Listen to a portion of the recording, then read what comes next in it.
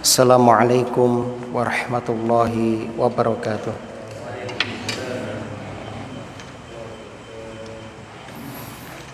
Innal hamdalillah nahmaduhu wa nasta'inu wa nastaghfiruh wa na'udzu billahi min syururi anfusina wa sayyiati a'malina wa may yudlil fala hadiyalah.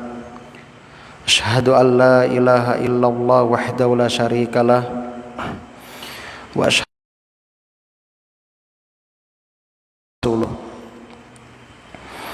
Allah ta'ala fil Qur'an a'udzu billahi minasyaitonir rajim ya ayyuhalladzina amanu taqullaha haqqa tuqatih wa la tamutunna illa wa antum muslimun. Allah Subhanahu wa taala memberikan kemudahan, kesempatan kepada kita untuk dapat menghadiri. Kita juga berdoa mudah-mudahan ilmu yang kita pelajari menambah keimanan kita kepada Allah dan menjadikan pemahaman kita menjadi pemahaman yang benar tentang agama Allah Subhanahu wa taala. Allahumma zidna imanan wa yaqinan wa fikhan. Ya Allah, tambahkanlah untuk kami keimanan, keyakinan dan pemahaman yang benar.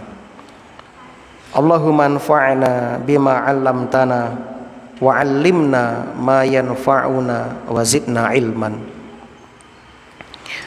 Salawat dan salam mudah-mudahan. Alhamdulillah. Bagaimana kabar jamaah sekalian? Sehat sedaya nggih? Alhamdulillah. Monggo kita lajengaken anggenipun ngaos tafsir surah Al-Ma'arij.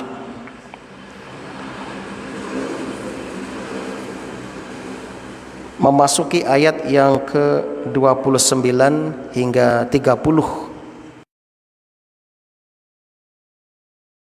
Setelah Allah Subhanahu wa taala mengabarkan kepada kita tentang karakter tabiat asli anak cucu Adam, yaitu a'udzubillahi minasyaitonir rajim, innal insana khuliqa halu'a. Sesungguhnya manusia itu diciptakan bersifat halu'a, suka mengeluh, gampang sambat. Idza masahus syarru jazu'a. Apabila dia ditimpa kesusahan, dia berkeluh kesah. Wa idza masahul khairu manu'an. Dan apabila mendapat kebaikan, dia pun menjadi pelit atau bakhil, medit. Illal musallin, kejaba wong kang salat, alladzina hum ala salatihim daimun, mereka yang tetap setia melaksanakan salatnya, ajeg istiqomah anggenipun ngelampai ibadah salat. Walladzina fi amwalihim haqqum ma'lum, dan orang-orang yang dalam hartanya, fi amwalihim, dalam harta mereka, haqqum ma'lum, disiapkan untuk sedekah. Lisaili wal mahrum, lisail bagi orang miskin yang meminta, wal mahrum dan yang tidak meminta. Walladzina yusaddiquna biyaumiddin, dan orang-orang yang membenarkan hari pembalasan, hari kiamat. Walladzina hum min adzabi rabbihim musyfiqun, dan orang-orang yang takut terhadap azab Tuhannya. Inna azaba rabbihim ghairu ma'mun. Sesungguhnya terhadap azab Tuhan mereka tidak ada seorang pun yang merasa aman dari kedatangannya. Walladzina hum li furujihim hafizun. Walladzina hum, dan orang-orang yang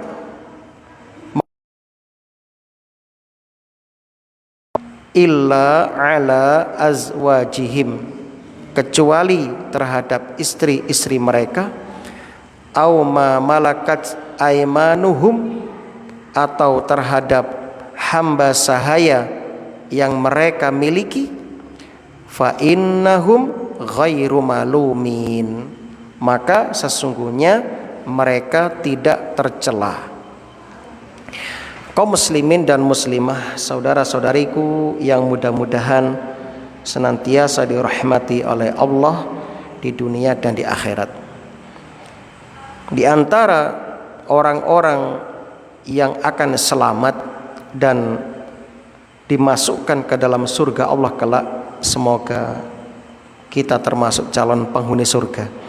Amin ya rabbal alamin. Allahumma inna nas'alukal jannata wa ma qarraba ilaiha min qaulin aw amalin. Yaitu mereka orang-orang yang mampu menjaga kesucian, kehormatan mereka, menjaga kemaluan mereka. Mereka tidak menyalurkan syahwat mereka kecuali kepada pasangan sah mereka.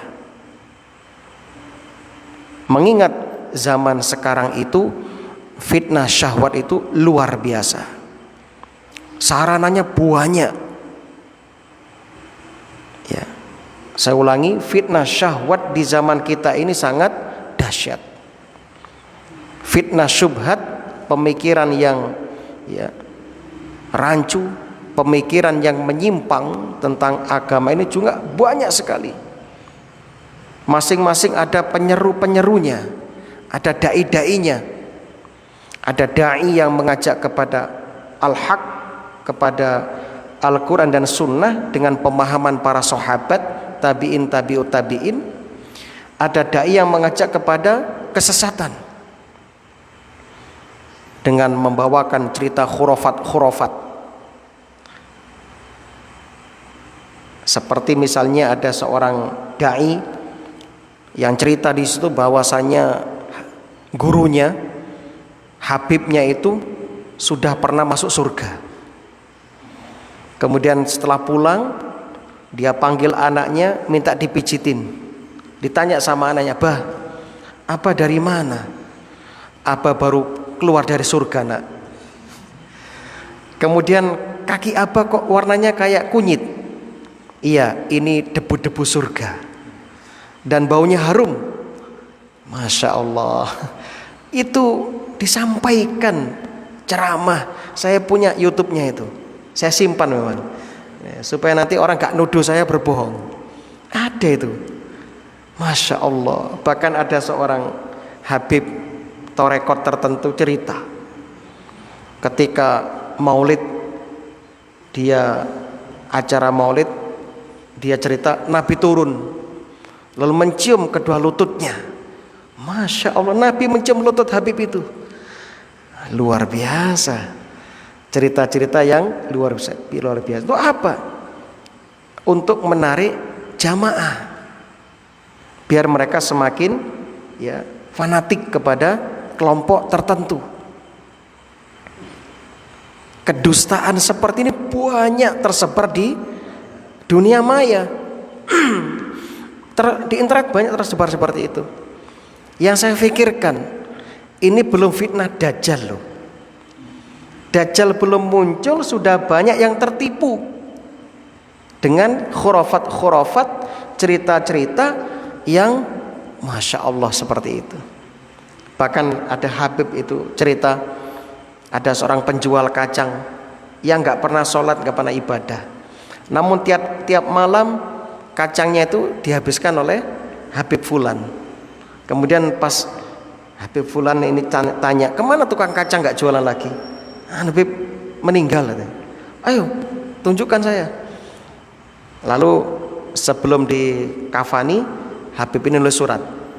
Ini taruh di dalam kain kafan, taruh di jidatnya. Lalu dia ngomong, hei tukang kacang Fulan, nanti kalau malaikat nanya kepadamu, tunjukkan surat ini. Kamu akan dapat rekom dari saya, jaminan masuk surga. Masya Allah, enak nih. Bawa rekom Pak untuk malaikat mungkar nakir Pak. Luar biasa. Kalau kayak gini jamaahnya gak usah sholat ya. Yang baik aja sama Habibnya, tiap hari kasih makanan, kasih uang, rekening, bawa rekom nanti. Perhatikan kaum muslimin, ini zaman fitnah. Zaman ini namanya syubhat ini.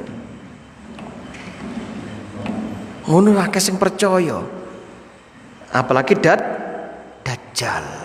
Nah, maka kaum muslimin, fitnah syahwat itu luar biasa. Luar biasa. Dan ini banyak tersebar di tengah-tengah manusia. Jamaah yang berbahagia, syubhat seperti ini bukan hanya ranah bid'ah lagi, tapi sudah kepada ranah kekufuran. Itulah sebabnya Rasulullah Sallallahu Alaihi Wasallam dalam hadis Muslim nomor 118, Nabi berwasiat kepada kulolan panjenengan, badiru bil a'mal fitanan kaqita'il lailil muzlim yusbihu rajulu mu'minan wa yumsi kafiron aw yumsi mu'minan wa yusbihu kafiron yabi'u dinahu bi'aradim minad dunya. Badiru, bersegeralah, ayo cepetan bil a'mal, melakukan amalan soleh, fitanan, sebelum datang fitnah, musibah, qaqita'il lailil muzlim, seperti potongan malam yang gelap gulita. Yusbihur rajulu mu'minan wa yumsi kafiron. Ada orang yang di waktu pagi beriman, sore kafir. Ada orang yang di waktu sore beriman, pagi kafir. Yabi'u dinahu, mereka menukar, menjual akidahnya, agamanya, bi'aradim minad dunya, dengan secuil dari harta dunia, dari kenikmatan dunia. 1400 tahun lalu diwasiatkan oleh Rasulullah Sallallahu Alaihi Wasallam, dan terbukti sekarang. Banyak orang tidak selamat dari fitnah ini. Itulah sebabnya tadi di awal kami sampaikan doa yang diriwayatkan oleh Ibnu Mas'ud dalam hadis Ahmad yang sahih. Allahumma zidna imanan wa yaqinan wa fiqhan. Ya Allah, tambahkan kepada kami keimanan. Tabrani dengan sanad yang sahih, Nabi mengatakan, innal imana la yakhluqu fi jawfi ahadikum kama yakhluqus saub. Sesungguhnya iman kalian itu benar-benar bisa menjadi usang, sebagaimana ya tubuh usangnya baju yang dipakai oleh kalian. Fas'alullah ayyujaddidal iman fi qulubikum. Maka mintalah kepada Allah agar Allah senantiasa memperbaharui iman kalian yang ada di dalam hati-hati kalian. Jadi iman itu seperti rasukan, kados kelambi yang bisa menjadi usang, jadi gombal. Nah, maka mintalah terus kepada Allah agar iman kita senantiasa diperbaharui, dicas oleh Allah Subhanahu wa taala. Di antaranya dengan berdoa tadi. Doa yang diriwayatkan oleh Imam Ahmad, ya, dalam kitab As-Sunnah. Allahumma zidna imanan wa yakinan wa fikhan. Ya Allah, tambahkanlah kepada kami keimanan benar. Sebab zaman sekarang itu kalau nggak selektif dalam memilih, ya, tontonan yang tujuannya kita jadikan tuntunan nanti, maka Anda akan tersesat, Pak. Saya ulangi lagi, sekarang zaman akhir, Pak, sudah mendekati kiamat. Nabi menyebutkan dalam hadis itu, di antara tanda-tanda kiamat itu banyak bermunculan ulama-ulama su. Ulama su artinya ulama yang mengajak kepada keburukan, kemungkaran. Dan ini laku benar, laris. Ya. Nah, maka kaum muslimin yang berbahagia, di zaman fitnah ini tutuplah, jagalah diri kita dari fitnah syahwat dengan menjaga kemaluan kita, kehormatan kita. Nabi pernah bersabda dalam hadis Ibnu Majah nomor 1920, ihfaz aurataka illa min zaujatika aw ma malakat yaminuka. Ihfad aurataka, jagalah auratmu, illa min zaujatika, kecuali kepada istrimu, au ma malakat yaminuka, atau kepada budak yang kamu miliki. Maka kaum muslimin, ya, jangan sampai kita itu bermudah-mudah dalam mengumbar aurat kita. Jaga aurat kita, ya, sebagai sarana untuk menutup pintu-pintu kemaksiatan berupa zina, baik itu zina mata, zina hati, zina kemaluan, naudzubillah. Dan anehnya wanita zaman sekarang, mereka rela berbagi aurat dengan laki-laki lain, tapi tidak rela suaminya berbagi aurat dengan wanita lain yang sah, yang diizinkan oleh syariat. Kan begitu, ya. Suami diizinkan berpoligami, istri nggak boleh buka aurat, ya, ini kan kenyataan yang terjadi. Nah, maka kaum muslimin, ya, sekali lagi ayat ini mengingatkan kita di akhir zaman ini supaya kita menjaga dua hal yang paling banyak menggelincirkan seseorang ke dalam neraka jahanam, yaitu fitnah. Wanita ditutupi, handphone anaknya. Kalau yang masih kecil, kelas SD misalnya, sudah diberi handphone, maka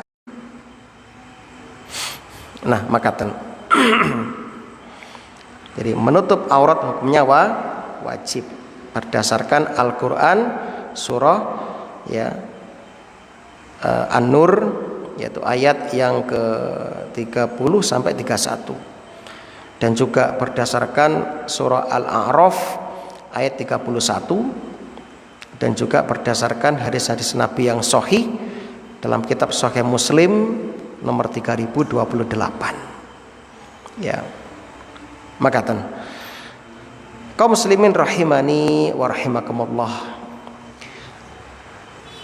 faman ibtagha wara'a dzalika faula, siapa ibtagha, yang mencari, wara'a dzalika, di luar itu, naudzubillah, nyuwun sewu, seperti zina, homoseks, lesbian. Homo itu padha lanange, lesbian padha wadone. Barang siapa mencari di luar itu, ya, dengan berzina atau melakukan hubungan, ya, yang menyimpang, ya, faulaika humul adun, maka mereka itulah orang-orang yang melampaui batas. Kaum muslimin, melampiaskan syahwat selain kepada istri dan kepada budak-budak wanita yang kita miliki tidak diperbolehkan dalam syariat, ya. Dan ini termasuk perbuatan adun, melampaui batas. Di zaman sekarang itu, masya Allah, melampiaskan syahwat itu bervariasi dan sangat mudah zaman sekarang, sangat mudah.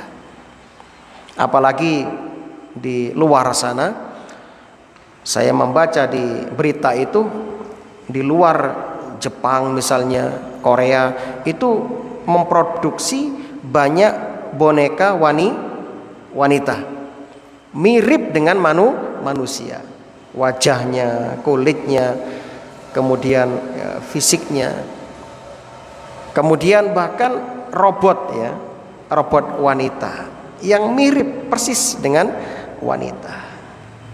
Banyak itu pemuda-pemuda di sana itu tidak siap untuk berumah tangga, namun mereka melampiaskan kebutuhan biologisnya itu dengan membeli boneka-boneka seperti itu. Ini termasuk, ya, adun, perbuatan melampaui batas, ya. Mereka gak siap menikah, tapi mereka siap untuk berzina. Naudzubillah. Mendingan menikah. Pertama, ini perintah syariat, sunnah Nabi, kemudian berpahala full 24 jam pahala terus, ya. Kemudian mendapatkan sakinah mawaddah warahmah, mendapatkan, ya, keturunan yang soleh dan soleha insya Allah. Kemudian di akhirat, ya, mendapatkan investasi pahala ketika anak-anaknya kelak menjadi anak yang soleh soleha, mendoakan orang tuanya, ya, sehingga eksistensi dia di dunia berlanjut sampai di akhirat. Atau istilahnya, orang yang menikah dan memiliki keturunan yang dididik dengan pendidikan agama yang benar, itu telah menanam investasi akhirat, ya. Ketika dia wafat, anaknya ibadah kepada Allah, mendoakan, lalu dia punya anak, punya cucu, cucunya juga sama mendoakan, terus dia punya cicit mendoakan terus sampai turun temurun mendoakan kita. Nikmat yang luar biasa. Tapi kalau nggak menikah dan nggak punya keturunan, meninggal selesai, ya. Jariah, tidak menyebarkan ilmu yang bermanfaat ketika hidupnya, putus sudah, wes, selesai, nggak ada mendoakan. Nah, makanya jangan sampai punya cita-cita untuk tidak menikah. Menikahlah, jangan takut. Ustadz, nanti kalau menikah nanti bertengkar kayak bapak ibu saya, misalnya cerai. Jangan takut, keluar dari bingkai itu, ya. Nah, jangan takut. Allah telah menjanjikan iyyakunu fuqara yughnihimullah. Jika mereka fakir, Allah akan mengkayakan mereka, Allah akan mencukupkan mereka. Jadi cukup Anda, ya. Yakinlah, ini janji Allah Subhanahu wa ta'ala. Makanya ulama mengatakan carilah kekayaan dalam menikah, kan begitu. Nah, maka berpahala luar biasa. Satu suap yang kita berikan kepada istri kita bernilai sedekah. Sedekah. Nah, sekarang satu tetes yang kita kasih minum kepada istri kita bernilai sedekah. Jadi semuanya pahala dalam pernikahan itu. Maka salurkan syahwat Anda pada yang halal, jangan pada yang haram. Ustadz, kami masih muda, masih bujang, jomblo. Bagaimana Ustadz solusinya? Puasa. Nah, perbanyak puasa sunnah yang bujang-bujang itu. Perbanyak aktivitas yang bermanfaat, olahraga, ya, fisik, ya, dengan niat menjaga tubuh agar sehat sebagai amanah dari Allah, dan juga supaya kuat, supaya ya dengan sehat itu kuat mencari nafkah nanti untuk orang tua, kuat untuk menuntut ilmu, kuat untuk ya mendatangi majelis ilmu, kan begitu. Nah, itu kaum muslimin. Jadi jangan sampai mengolah fisik niatnya untuk pamer. Nah, biar dikatakan binaragawan, wah, perutnya sispek, kotak-kotak, kemudian jadikan status, masya Allah. Percuma antum. Sehebat apapun fisik antum, tetap calon mayat itu, makanan belatung nanti. Wanita secantik apapun auratnya, tetap itu tanah. Tanah. Maka kaum muslimin jangan tertipu. Nah, Anda yang dikasih fisik yang indah, jaga fisik itu. Aurat Anda jaga, ojo dipamer-pamer ki. Nah, dan sekarang mudah itu dengan adanya dunia media sosial, gampang itu. Maka silakan Anda jadi pemuda yang sehat, semangat ya. Jangan sampai syahwatnya itu mengendap. Bagaimana? Aktivitas yang giat, ya, yang rajin, yang semangat, kan? Jangan sampai kosong. Maka komunitas yang positif perlu. Ya, komunitas ya, misalnya kajian pemuda, atau mungkin ya ikut komunitas bela diri yang positif itu perlu. Yang positif ya, tanda petik ya, jangan bela diri yang mengajarkan kesyirikan, menang ya, berkuda, itu perlu. Nah, walladzina hum li amanatihim wa ahdihim ra'un. Walladzina hum, dan orang-orang yang memelihara li amanatihim, amanat-amanat mereka, wa ahdihim ra'un, dan menjaga janji-janji mereka. Wa ahdihim, dan janji-janjinya. Inilah kaum muslimin di antara sifat orang yang beriman. Jadi tanamkan dalam diri Anda, janji bukan untuk diingkari. Saya ulangi, tanamkan dalam diri Anda ya, dalam dunia bawah sadar Anda, janji dibuat bukan untuk diingkari, tapi janji dibuat untuk ditunaikan. Tanamkan itu, sehingga ketika Anda berani berjanji, berani untuk bertanggung jawab. Ini termasuk janji jabatan itu. Apalagi janji jabatan kita lihat di televisi, disaksikan dengan Al-Quran di atas kepala, kan?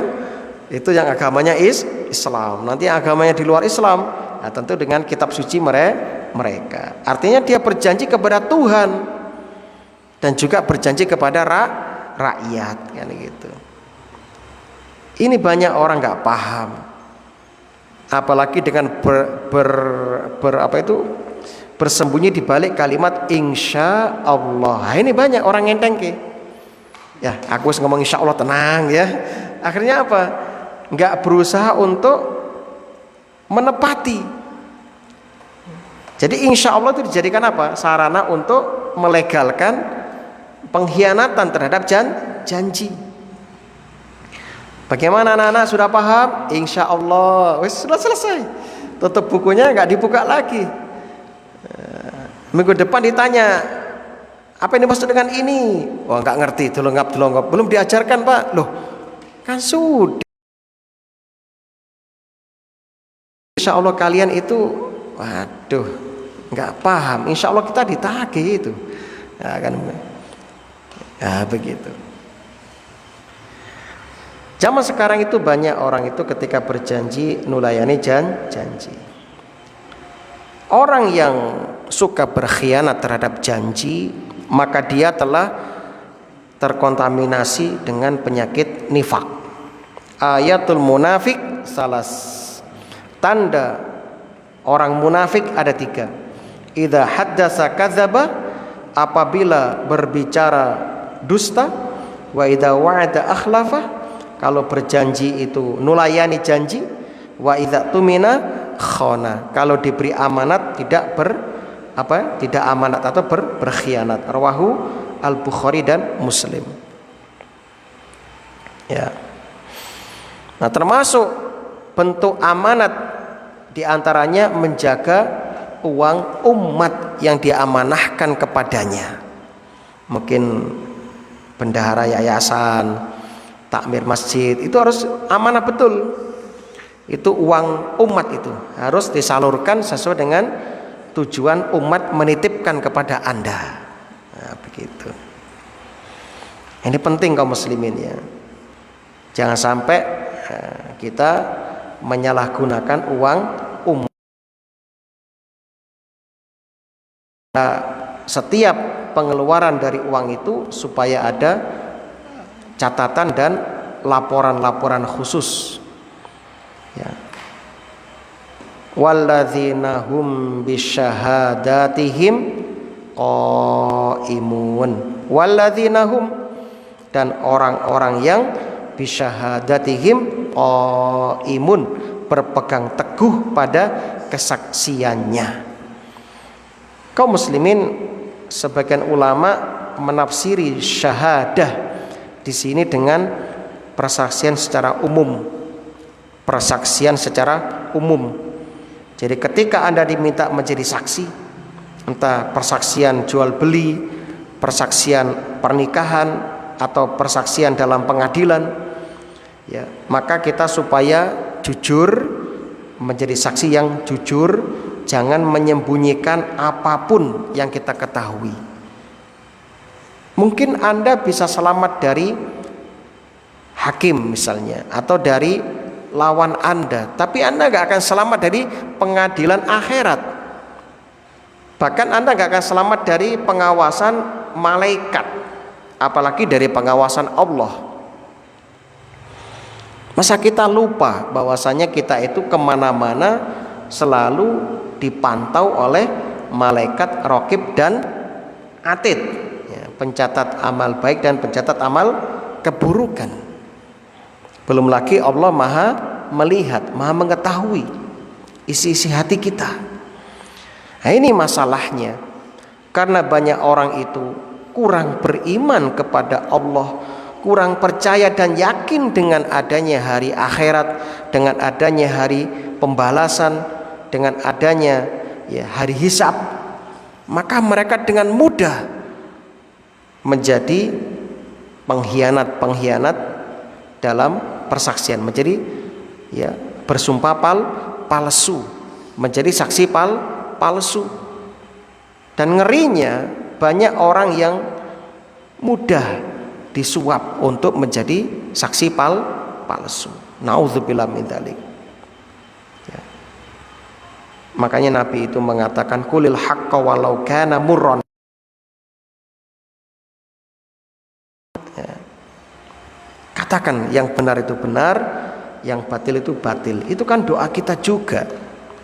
Allahumma arinil haqqo haqqo warzuqnit tiba'ah wa arinil batila batila menjauhinya.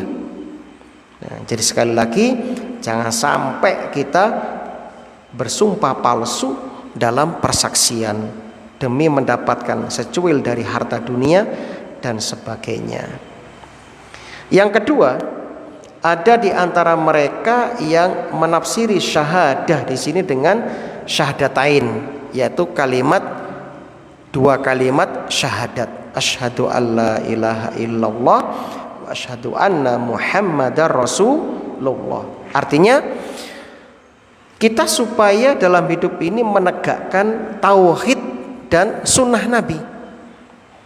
Sebab syahadat asyhadu alla ilaha illallah berkaitan dengan tauhid kepada Allah, mengesahkan Allah, tidak menyekutukan Allah. Wa asyhadu anna muhammadar rasulullah berkaitan dengan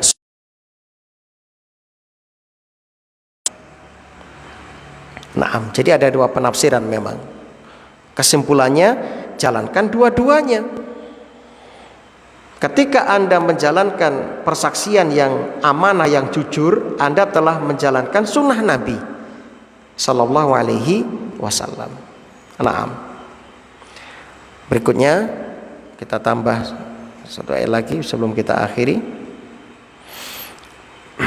Ayat yang ke-35. Ayat yang ke-35. Walladzina hum ala salatihim yuhafizun. Dan orang-orang yang menjaga, memelihara ya, salatihim, salat mereka. Ulaika fi jannatim mukramun. Ulaika, mereka itu dimuliakan di dalam surga ya. Allah Subhanahu wa taala dimuliakan di dalam surga. Dimuliakan di dalam surga. Walladzina hum, dan orang-orang yang ala salatihim yuhafizun, memelihara salatnya.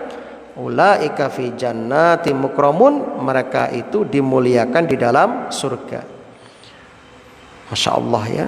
Kalau di ayat sebelumnya, ayat yang ke-23, Allah menyebutkan orang-orang mukmin itu ciri-cirinya alladzina hum ala salatihim daimun. Di sini ayat 34, walladzina hum ala salatihim yuhafizun. Yang 23 menggunakan daimun, yang 34 menggunakan yuhafizun. Ulama membedakan antara daimun dan yuhafizun. Kalau daimun lebih berkaitan pada zat sholat tersebut yang dikerjakan pada waktunya, itu daimun, Pak. Jadi berkaitan dengan sholat yang dikerjakan pada waktunya. Sehingga menurut ya ulama ini yang mengatakan daimun berkaitan dengan waktu pengerjaan sholat, orang-orang beriman adalah orang-orang yang menjalankan tepat pada waktunya. Sedangkan yuhafizun itu berkaitan dengan kualitas sholat itu, yaitu kekhusyuannya, keseriusannya. Nah itu. Jadi sholatnya itu betul-betul sempurna. Syarat sahnya dijaga, wudunya, pakaiannya harus suci, tempatnya, rukun-rukun sholatnya, sunnah-sunnah sholatnya, itu semua dilaksanakan sesuai dengan yang diajarkan oleh Nabi Sallallahu Alaihi Wasallam. Shollu kama ra'aitumuni usolli. Shollu, sholatlah kalian sebagaimana kalian melihat aku sholat. Nah itu yuhafizun. Nah di sini bedanya. Di sini bedanya. Ya. Jadi daimun berkaitan dengan menjaga waktunya. Kalau yuhafizun berkaitan dengan ya substansi dari sholat itu sendiri, yaitu menjaga kesempurnaan sholat itu. Ya baik dari ya, syarat dan rukun-rukunnya, sunnah-sunnahnya, serta kekhusyuan sholat itu, kualitas dari sholat itu. Sehingga orang yang betul-betul daimun dan yuhafidun ini akan mendapatkan faedah dari sholat, yaitu innas sholata tanha anil fahsya'i wal munkar. Sesungguhnya sholat itu bisa mencegah dari perbuatan keji dan mungkar. Maka banyak kita saksikan orang sholat tapi tetap maksiat. Kenapa? Mungkin gak menjaga ini daimun sama yuhafidun. Ya, sholatnya asal-asalan, penting absen. Cenunuk, ceduk, salam. Loh kok cepet? Penting absen. Masya Allah. Dia gak memahami kalimat takbirnya. Allahu Akbar, Allah yang paling besar, Allah yang maha besar. Kita kecil. Ketika kita sudah meresapi kalimat Allah yang paling besar, sudahlah, kita akan menjadi hamba yang hina, sehingga kita nggak berani bermaksiat kepada yang maha besar itu. Banyak orang sholat itu hatinya ngelayap, ya, kelayapan kemana-mana, bayangke macam-macam. Ketika sholat Allahu Akbar, hatinya di pasar, hatinya di mall, hatinya ya, di tempat-tempat hiburan dan sebagainya. Itulah kaum muslimin yang terjadi. Dan memang betul ini, Allah itu akan mencabut khusyuk dari umat ini di akhir zaman. Di akhir zaman itu memang dicabut oleh Allah. Sedikit orang yang mampu khusyuk dalam sholat, sedikit. Maka kalau Anda perhatikan, mereka itu yang tertuduh kasus korupsi itu, ya, dalam tanda petik ya, karena di negara kita negara muslim, mayoritas itu ya orang yang sholat gitu kan, ya, orang yang sholat. Ya, mereka kena kasus-kasus korupsi, kasus-kasus pelecehan, bahkan naudzubillah, semua naudzubillah, semoga Allah jauhkan kita. Mungkin Bapak sudah baca di internet ya, guru pondok itu memperkosa santriwati, banyak kasus seperti itu. Kiai mencabuli santrinya, naudzubillah min dzalik. Ya. Nah, itu fitnah syahwat ya, seperti itu. Ya.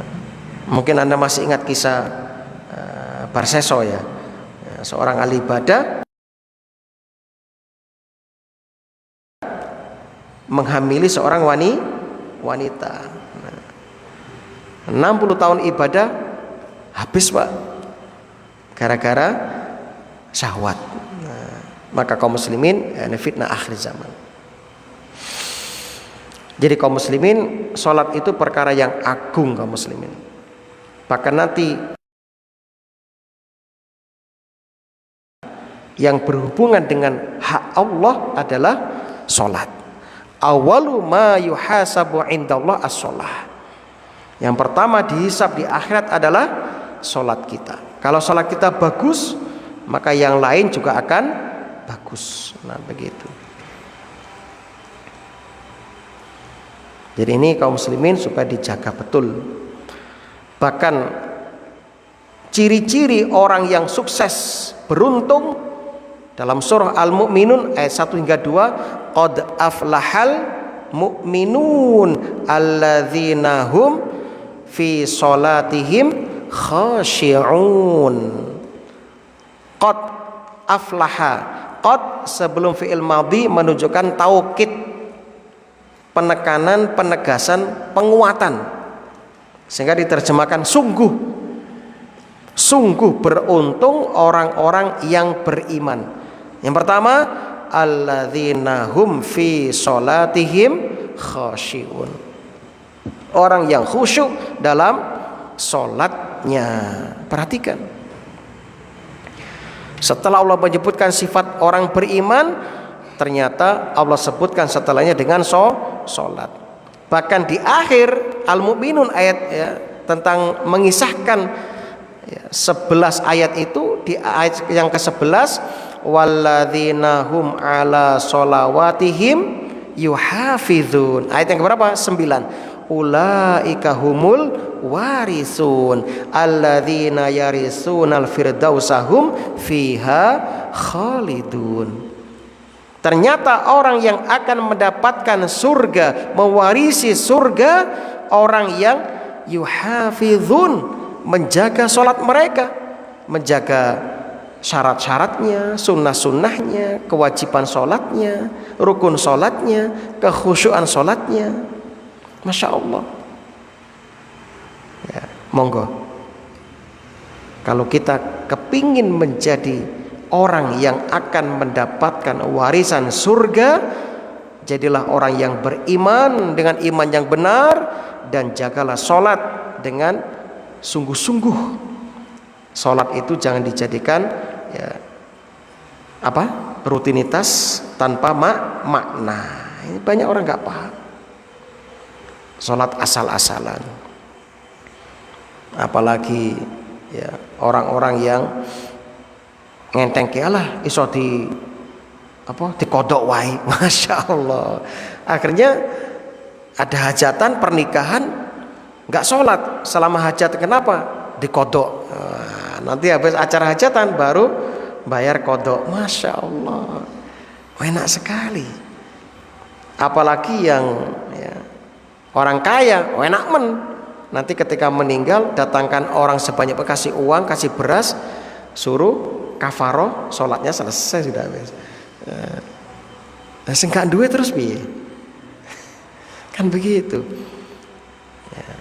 Inilah kaum muslimin, mudah-mudahan Allah Subhanahu wa taala mengampuni dosa-dosa kita, menerima semua amal soleh kita, menambah keimanan, keyakinan dan pemahaman kita, dan mewafatkan kita di atas Islam dan sunnah, dan mengakhiri kita dalam keadaan husnul khatimah. Allahumma razuqna husnal khitam. Rabbana atina fid dunya hasanah wa fil akhirati hasanah wa qina adzabannar. Amin ya rabbal alamin. Baik, sebelum kita akhiri, mungkin ada yang mau ditanyakan, silahkan. Kalau bisa kita jawab, kalau nggak bisa kita carikan jawabannya insyaallah.